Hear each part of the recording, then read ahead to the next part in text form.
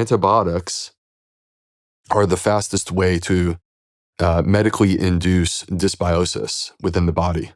So like, for example, Cipro, a common antibiotic that we give for urinary tract infections or for diverticulitis, it destroys 65% of the microbes, and not just bad ones.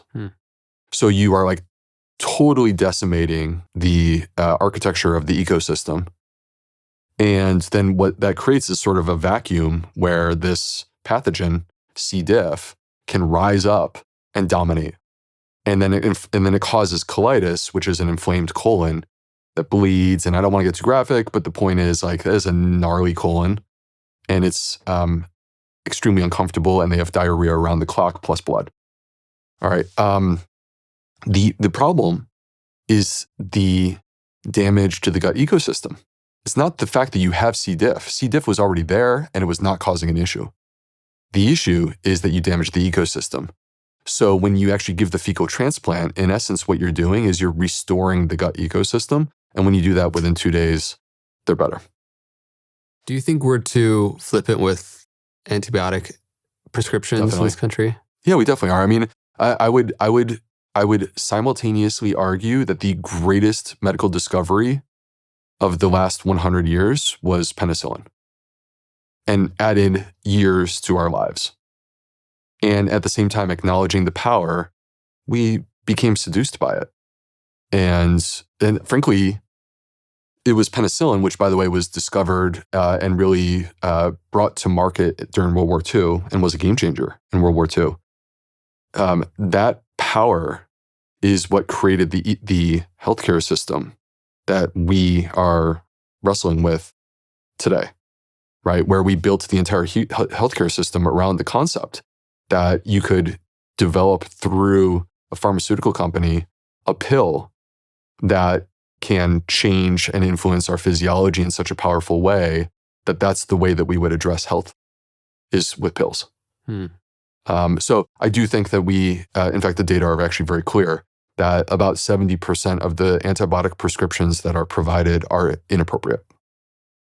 And there are consequences when we take something that is medically inducing dysbiosis.